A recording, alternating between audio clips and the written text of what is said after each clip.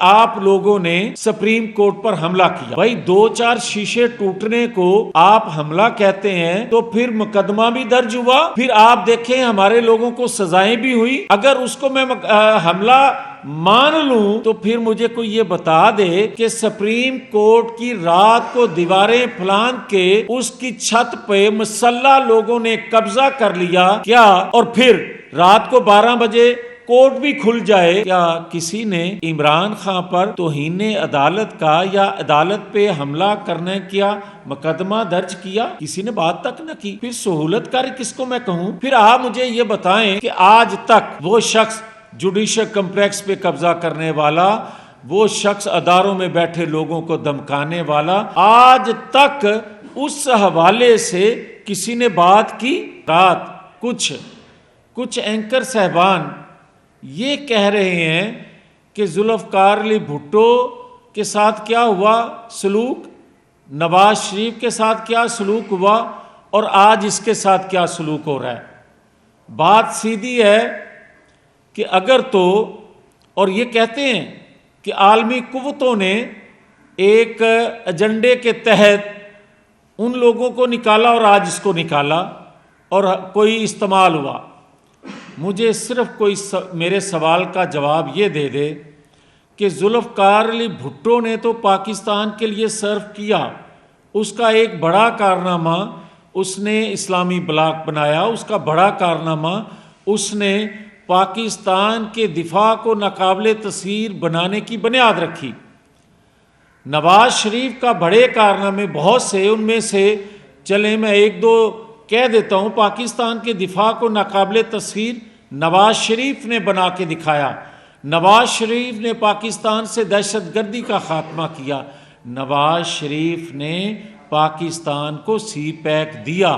یہ عالمی قوتوں کو جو پاکستان کو عدم استحکام کا شکار یا مضبوط دیکھنا نہیں چاہتی، ان کا تو ایجنڈا تھا، انہوں نے تو سازش کی نواز شریف ذوالفقار علی بھٹو کے خلاف، اور یہاں سے لوگ استعمال ہوئے، یا ان کو بھی ان سے انتقام لینا تھا، تو ان دونوں کا مقاصد ایک تھے۔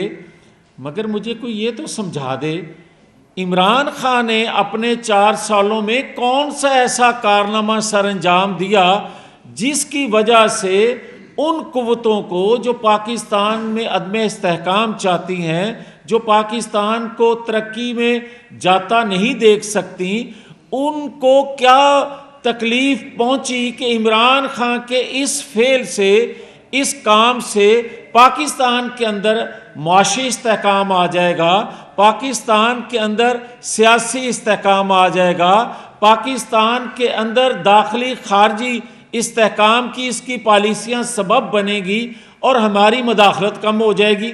کوئی ایک اگر ایسا اس کا کارنامہ ہے تو پھر تو میں ماننے کے لیے تیار ہوں کہ جس طرح ذوالفقار علی بھٹو یا نواز شریف کو عالمی قوتوں کی بھی سازش تھی ہٹانے میں اور یہاں کے مورے کام آئے، اس کے لیے بھی آ سکتے ہیں، مگر ایسا کوئی کارنامہ تھا نہیں۔ مگر مجھے یہ کہنے کی بھی اجازت دیں کہ جب میں یہ بات کرتا ہوں کہ سہولت کاری آج بھی موجود ہے، تو پھر میں آج ایک آپ کو 2-4 ایگزامپل دے رہا ہوں، میں 2-4 مثالیں دے رہا ہوں۔ ابھی 2-3 دن پہلے جب جیل میں اس نے الیکشن کمیشن کو کے ممبران کو دھمکیاں دی، سامنے بیٹھ کے دھمکیاں دی، جیل کے اندر سے ان کے سامنے دھمکیاں دی، تو کیا الیکشن کمیشن نے اس کے خلاف کوئی مقدمہ درج کرنے کی درخواست دی؟ کیا اس کو اس طرح بے نقاب کیا گیا؟ اس خبر کو ایک چھوٹی سی خبر لگی، ختم ہو گئی۔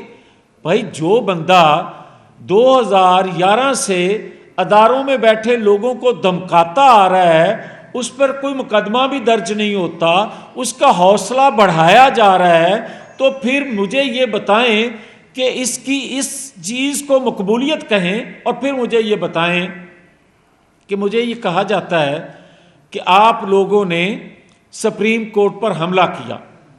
بھائی 2-4 شیشے ٹوٹنے کو آپ حملہ کہتے ہیں تو پھر مقدمہ بھی درج ہوا، پھر آپ دیکھیں ہمارے لوگوں کو سزائیں بھی ہوئی۔ اگر اس کو میں حملہ مان لوں تو پھر مجھے کوئی یہ بتا دے کہ سپریم کورٹ کی رات کو دیواریں پھلان کے اس کی چھت پہ مسلح لوگوں نے قبضہ کر لیا کیا، اور پھر رات کو 12 بجے کورٹ بھی کھل جائے، کیا کسی نے عمران خان پر توہین عدالت کا یا عدالت پہ حملہ کرنے کیا مقدمہ درج کیا؟ کسی نے بات تک نہ کی۔ پھر سہولت کاری کس کو میں کہوں؟ پھر آپ مجھے یہ بتائیں کہ آج تک وہ شخص جوڈیشل کمپلیکس پہ قبضہ کرنے والا، وہ شخص اداروں میں بیٹھے لوگوں کو دھمکانے والا، آج تک اس حوالے سے کسی نے بات کی؟ اور پھر مجھے یہ بتائیں کہ ایک بڑا ذکر تھا قطری خط کا، کس طرح اس کو اچھالا گیا، کس طرح اس کی حقیقت کو جٹلایا گیا، اور کس طرح زبان زد عام کیا گیا کہ قطری خط قطری خط۔ مجھے یہ بتائیں کہ کیا سائفر کسی نے لہرایا نہیں؟ کیا سائفر پہ کوئی ڈٹا نہیں رہا؟ کیا اس طرح سائفر کیس کو کسی نے اچھالا؟ کیا سائفر پاکستان کے حوالے سے دنیا میں پاکستان کی جو جگ ہسائی ہوئی، جو قانونی تقاضے تھے، کیا اس کو سہولت کاری نہیں کہتے؟ کیا اس کے حوالے سے کسی نے اس طرح اس کو سیریس لیا؟ اور پھر مجھے اب آج 9-10 مئی پہ مجھے آج کو یہ بتا دے کہ کیا 9-10 مئی کا واقعہ ہوا یا نہیں، اور اگر 9-10 مئی کا واقعہ نہیں ہوا اس کو چھوڑیں، اور اگر 9-10 مئی کا واقعہ کرنا جرم نہیں ہے تو پاکستان کا آئین قانون بدلیں اور اس کو چھوڑیں، اور اگر 9-10 مئی کا حملہ کرنا پاکستان کے آئین کے مطابق جرم ہے تو پھر سزا کیوں نہیں؟ پھر مجھے یہ بتائیں کہ 7 ماہ گزرنے کے بعد بھی اداروں کی طرف سے خاموشی کیوں ہے؟ پھر مجھے یہ بتائیں کہ کیا ادارے جو ہیں وہ کمزور کے لیے ہیں، اور ادارے کیا جو اس طرح کا منہ کھول کے، اور میں یہ بڑی ادب سے یہ گزارش کروں گا کہ کیا پاکستان کے اندر کوئی یہ پہلے وہ کچے کے ڈاکو ہوتے تھے، سردار ہوتے تھے کچے کے، کیا پاکستان خدا نہ خواستہ پورا کچا علاقہ بن گیا ہے کہ اس کا ایک سردار بنا دیا گیا ہے جو سب کو گالیاں دے، سب کو دھمکائے، اور جیل میں بیٹھ کے بھی لوگوں کو دھمکائے اور اس کو کوئی پوچھنے والا نہ ہو؟